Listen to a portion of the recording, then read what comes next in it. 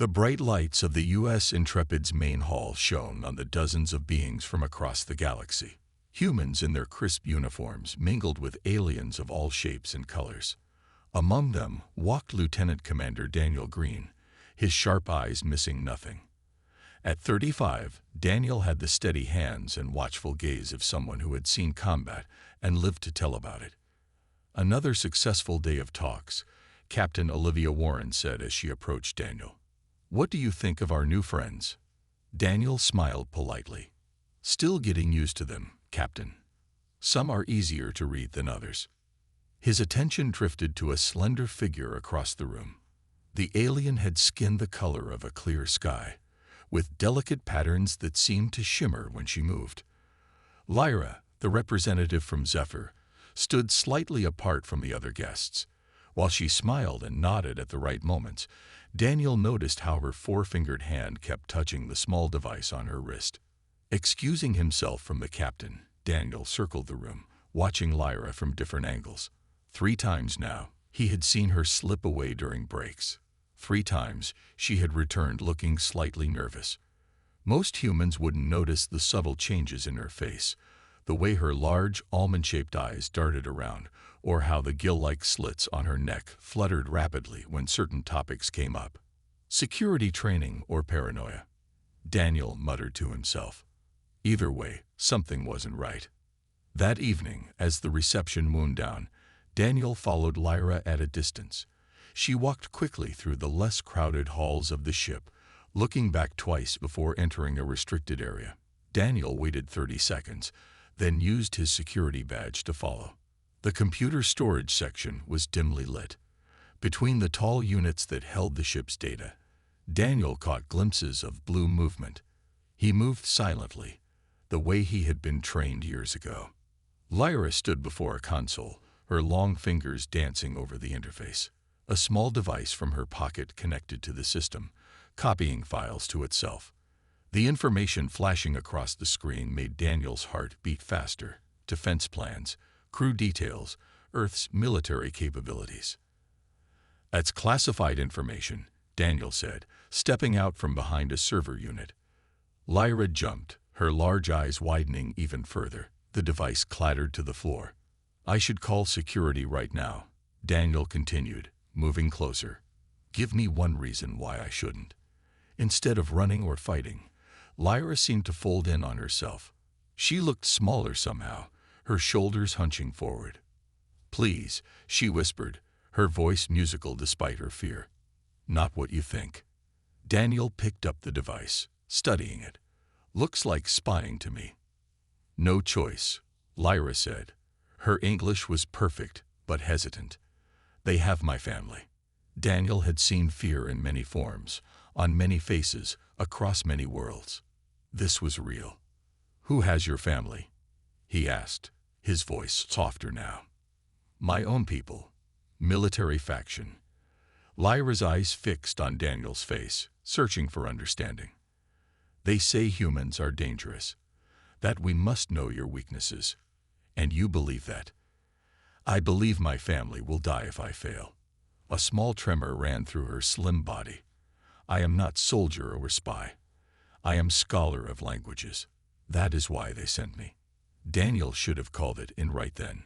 Protocol was clear, but something made him pause. The genuine fear in her eyes, perhaps, or the way her hands shook. Lyra took a step toward him, close enough that he could smell the strange, sweet scent of her skin. She looked up at him, and in that moment she seemed both alien and deeply familiar. A being caught in a terrible situation, trying to protect those she loved. "Please be gentle," she whispered shyly. "I will tell you everything." Daniel looked at the security panel on the wall. With one touch, he could alert the entire ship. Instead, he turned back to Lyra. "Start talking," he said, "and don't leave anything out." Daniel led Lyra to a small meeting room where they wouldn't be disturbed. The blue-skinned alien sat across from him, her hands folded tightly in her lap. "Start from the beginning," Daniel said. Lyra's voice was soft but clear. 3 months ago, soldiers came to our home. They took my parent Naira and my young sibling Taz. They said I must help them or my family would suffer. Her large eyes blinked rapidly. I was chosen because I study human languages and culture. I can blend in better than others. These soldiers, they're not your official government. No, they are part of High Commander Vex's faction. They do not want Zephyr to join your confederation. They believe humans will take over our world. Lyra's skin darkened slightly, which Daniel guessed might be her species' version of a blush. They tell us humans are violent, dangerous, that you want our resources. Daniel frowned. And what do you believe? I did not know what to believe. I only knew my family was in danger. She looked down at her slender blue hands. But now, after weeks here, I see the stories were not true. Your people have been kind. Yet I must still send information or my family will die. Daniel paced the small room. His duty was clear. Report the spy immediately. But something about Lyra's story rang true. And if she was telling the truth, turning her in might start a conflict between their worlds. What exactly do they want you to find out? He asked. Weapons systems. Defense codes. How many ships Earth has? Lyra's voice trembled. I have sent some information, but I try to send things that are not too important.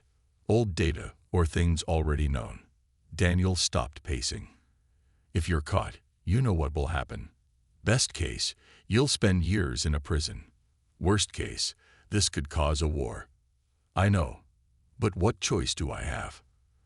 For the first time, a hint of frustration entered her musical voice. Would you not do the same for your family? The question hit Daniel hard. Images of his own family back on Earth flashed through his mind. His mother, his younger brother Alan. What wouldn't he do to keep them safe? He sat down across from Lyra. Let's say I believe you. What happens next? They want more information in 3 days. Something important to prove my loyalty. Lyra's gill slits fluttered with anxiety. If I fail, they will hurt my family. Daniel made a decision that went against everything in his training. What if we give them information? Something that seems valuable but isn't really dangerous. Lyra looked up, surprise clear on her alien features. You would help me. Why? Because I think you're telling the truth, and because turning you in won't help find your family. Daniel tapped his fingers on the table. But we do this my way. You tell me everything.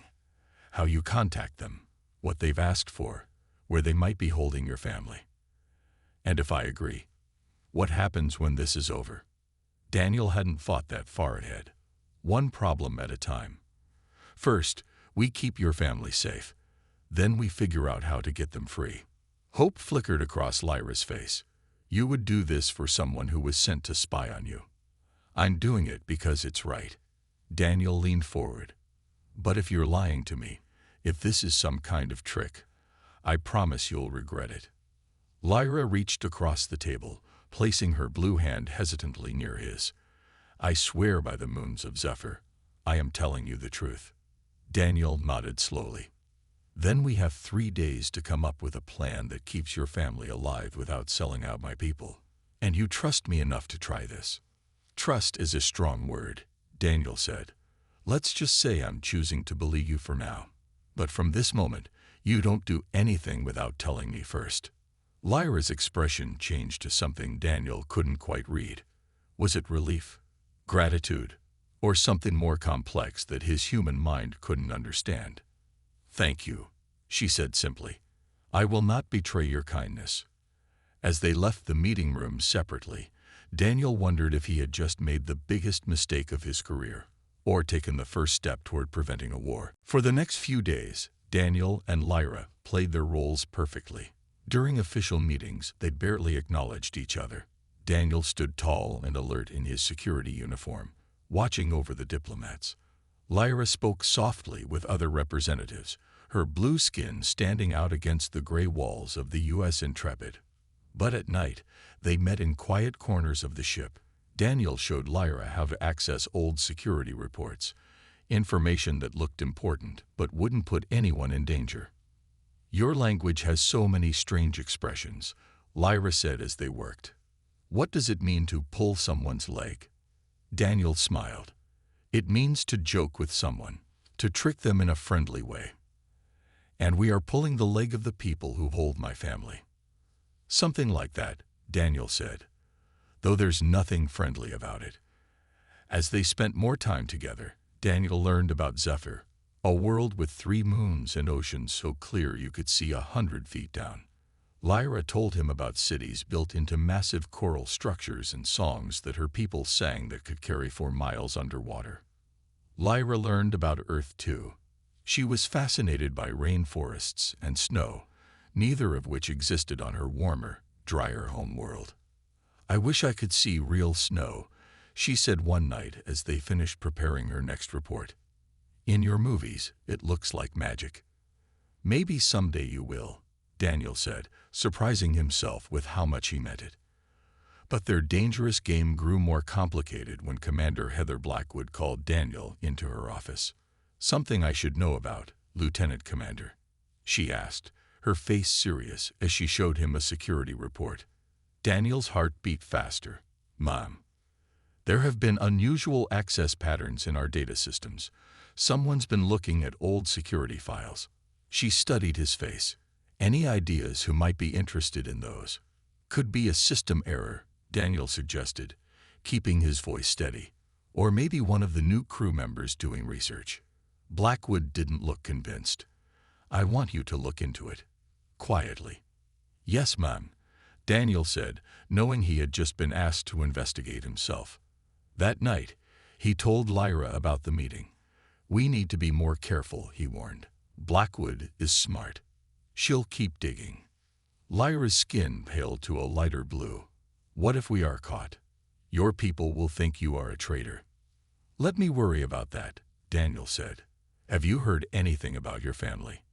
Lyra shook her head. "My contact only speaks about what information they want next. Now they ask for details about Earth's defense satellites." Her large eyes looked troubled. "This is truly dangerous information, Daniel.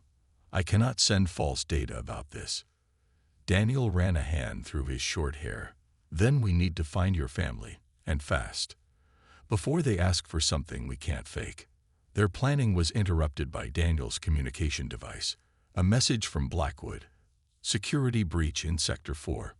Report immediately." "I have to go," he told Lyra. "Stay here." When Daniel arrived at Sector 4, there was no sign of trouble. But Blackwood was waiting. "No breach," she said quietly. "I just needed to speak to you away from the security cameras." Her eyes were hard. "I know about your meetings with this Epherian diplomat." Daniel felt his world tilting. "Commander, I can explain." "I hope so," Blackwood cut him off. "Because right now, I'm looking at enough evidence to have you court-martialed for treason." Back in their meeting spot, Lyra waited anxiously. When her communication device buzzed, she checked it with trembling fingers. The message made her gill slits flutter in fear. "Your information is proving less useful than promised. You have 48 hours to deliver the satellite defense codes, or your family's suffering begins. No more excuses." Lyra looked around the empty room. Daniel was in trouble because of her. Her family was in danger. And now her handlers wanted information that could put the entire Earth at risk. "I need you to tell me everything," Commander Blackwood said, her arms crossed as she faced Daniel in her office. "And I mean everything." Daniel took a deep breath and made his choice. He told Blackwood about finding Lyra accessing the files, about her family being held hostage, and about their plan to feed false information to the Zephyrian faction. When he finished, Blackwood was silent for a long moment. "You should have come to me immediately," she finally said. "Yes, Ma'am. But I was afraid of how this would be handled officially." Daniel met her eyes. "Lyra's family would be dead before we could help them." Blackwood tapped her fingers on her desk. "I should have you locked up. But," she sighed, "I need to think about this. Until then, you're confined to quarters. No contact with the Zephyrian." Back in his room, Daniel paced like a caged animal. Everything was falling apart. Lyra would think he had abandoned her. Her family was running out of time. Hours passed. Then, just as he was about to break the rules and try to find Lyra, he heard a soft tapping from the air vent near his ceiling. Daniel. Lyra's voice was barely audible. Can you hear me? He jumped up on his desk to get closer to the vent.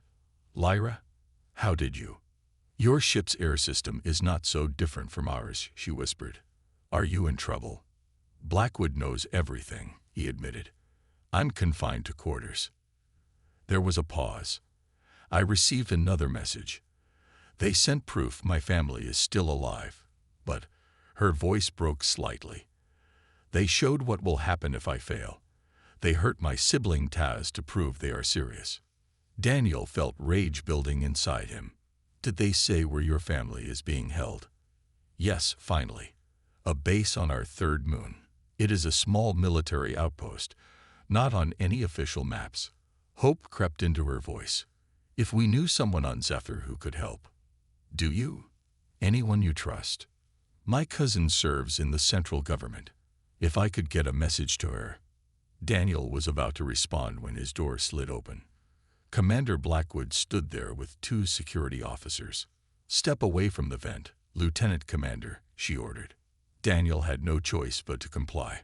The security officers checked the room, but Lyra had disappeared back into the ventilation system. I've been going over your story, Blackwood said when they were alone, and checking our intelligence on Zephyr. There are reports of a faction opposing the Confederation alliance. Then you believe me? Daniel asked. I'm considering it. But there's something else. She showed him a data pad.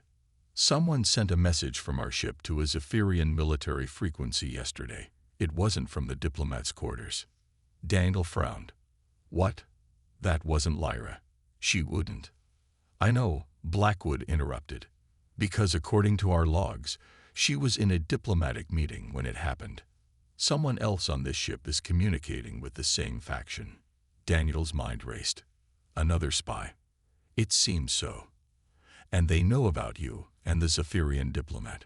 Blackwood's expression softened slightly, which means I need your help to catch them. What about Lyra's family? We have less than 48 hours before. One problem at a time, Green.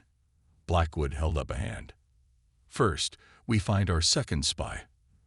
Then we decide what to do about the Zephyrian situation.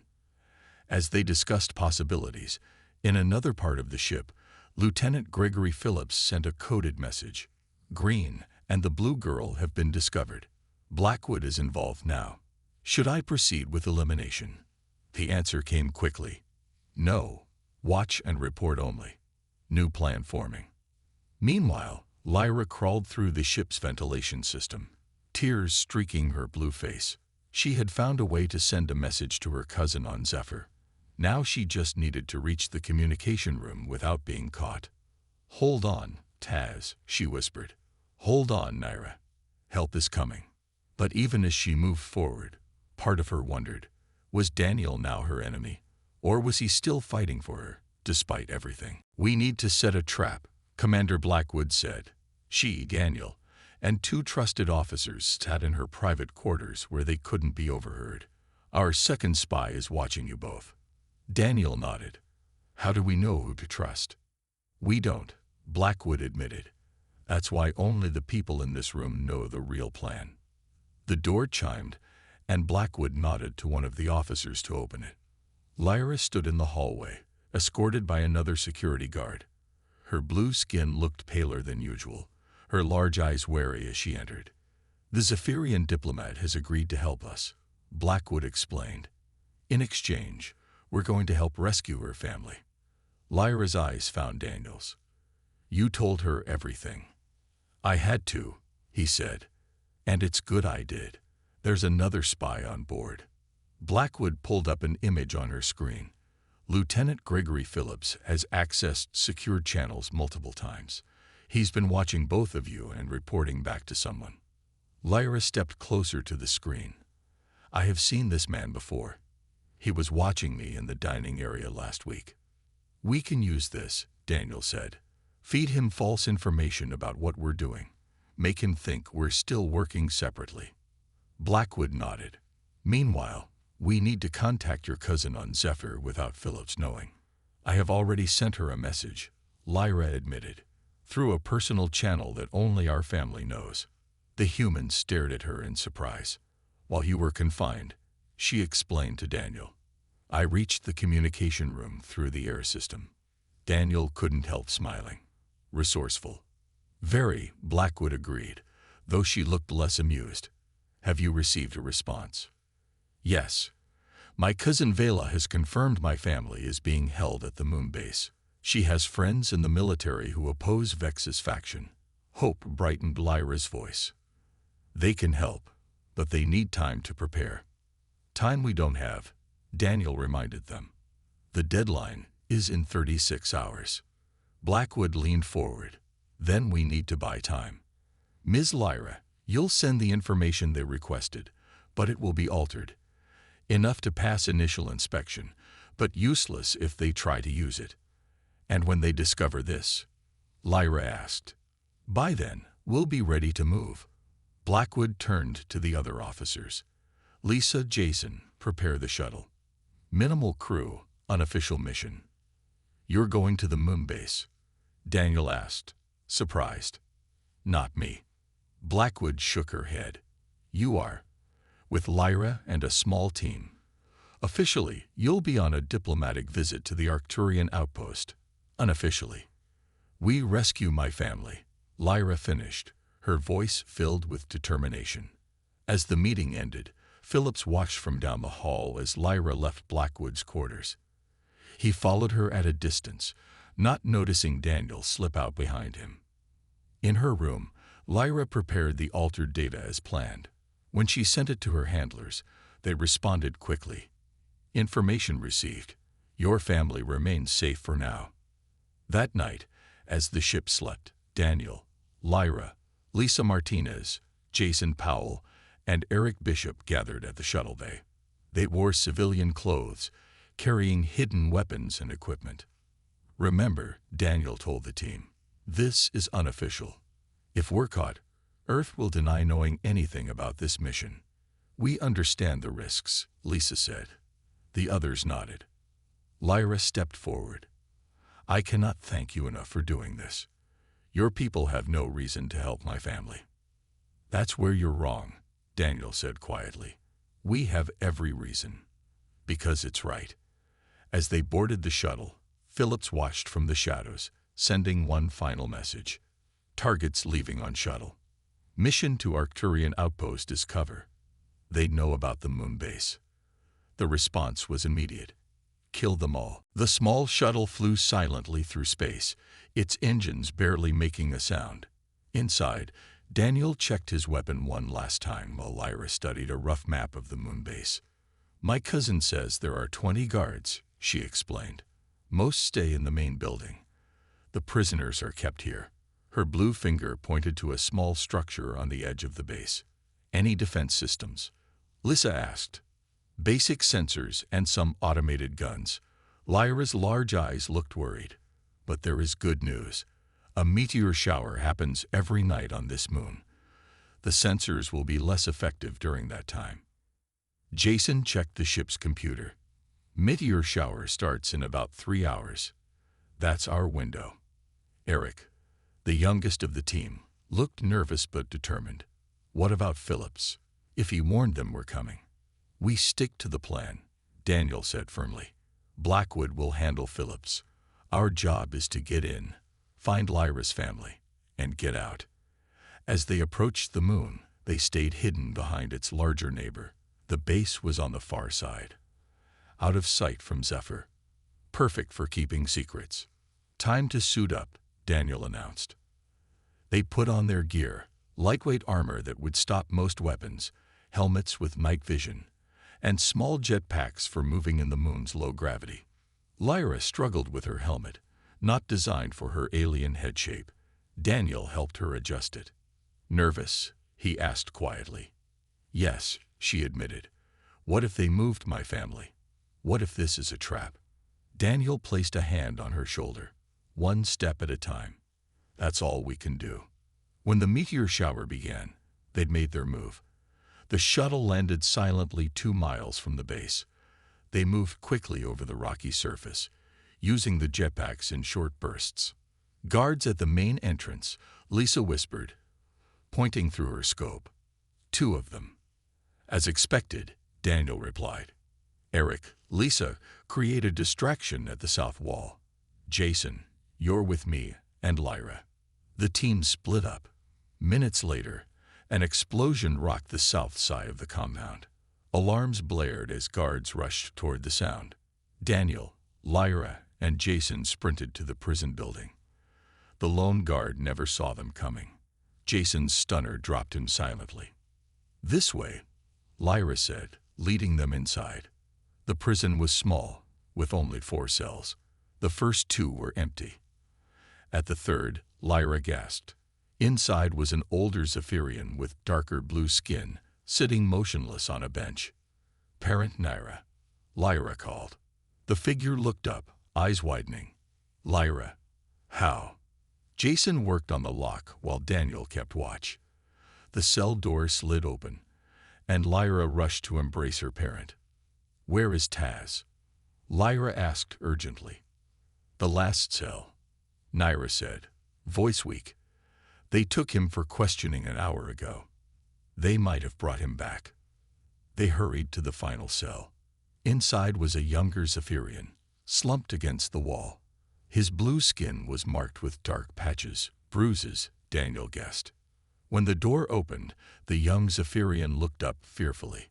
Then recognition dawned. "Sister." "I'm here, Taz. We're going home." Lyra helped him to his feet with Naira's assistance. Daniel's communicator buzzed. Eric's voice came through. "Company's coming. A shuttle just landed with more troops." "Time to go," Daniel ordered. They hurried toward the exit, but as they reached the door, a blast hit the wall beside them. Daniel pushed Lyra and her family back inside as more shots followed. "We're pinned down," he told Jason. "Call Lisa and Eric. We need backup." Jason tried his communicator. No response. "They're jamming us." Through the small window, Daniel saw armed Zephyrians surrounding the building, and at their center stood a tall figure with medals covering his chest. "Is that?" Daniel began. "High Commander Vex," Lyra whispered. He came himself. Vex's voice boomed through a speaker. "We know you're in there. Surrender now, or we will show no mercy." Daniel checked his weapon. "Any other ways out of here?" Lyra and her family looked at each other hopelessly. "No," Naira said. "This is the only entrance." Daniel's mind raced. They were trapped, outnumbered, and cut off from their team. And outside waited a man who would gladly kill them all. "We need to talk to them," Lyra said suddenly. "I must face Vex." Daniel shook his head. "That's suicide. He'll kill you." "Not with witnesses." Lyra looked at her family, then back to Daniel. "Many in his group believe humans are monsters who want to destroy our world. What if they see us, working together? You think you can change their minds with words?" Jason asked doubtfully. "I have to try." Lyra's voice grew stronger. "This is my world, my people." Daniel studied her face, then nodded slowly. "Okay, but I'm coming with you." "No," Lyra said firmly. "If both of us go, they will just shoot. Let me speak first." Before Daniel could argue, Lyra walked to the door and called out, "High Commander, I wish to speak." There was a pause, then Vex's voice. "Come out alone, traitor." Lyra gave one last look at Daniel, then stepped outside, hands raised. Through the window, Daniel watched nervously as she approached Vex. "You failed your mission," Vex said loudly enough for all to hear. "And now you help our enemies invade our territory." "There are no enemies here," Lyra replied, her voice clear and strong. "Only people trying to stop you from starting a war we don't need." "Humans are dangerous," Vex shouted. "They will take our world." "That's not true," Lyra said. "I have lived among them. I've seen their true nature." She turned to face the other soldiers. "High Commander Vex lied to all of you. Humans are not the monsters, he claims. Some of the soldiers looked at each other uncertainly. Enough. Vex pulled out his weapon. Your human friends will die here, along with your traitor family. Inside the building, Daniel made a decision. Jason, be ready to get the family out the moment you see an opening. Then Daniel stepped outside, his hands empty, weapon holstered. She's telling the truth, he called out. We came only for her family. We have no quarrel with your people. Vex laughed coldly. A human soldier sneaking onto our moonbase claims peaceful intentions. Look at him, Lyra urged the soldiers. He could have stayed safe on his ship. Instead, he risked everything to help save my family. People he never met, from a world not his own. Is that the action of a monster? Daniel walked slowly toward Lyra, stopping at her side. We're not so different, he said to the watching soldiers. We all protect what we love. A tense silence followed. Some soldiers lowered their weapons slightly. Vex saw he was losing control. Kill them, he ordered. But his lieutenant hesitated. Sir, perhaps we should.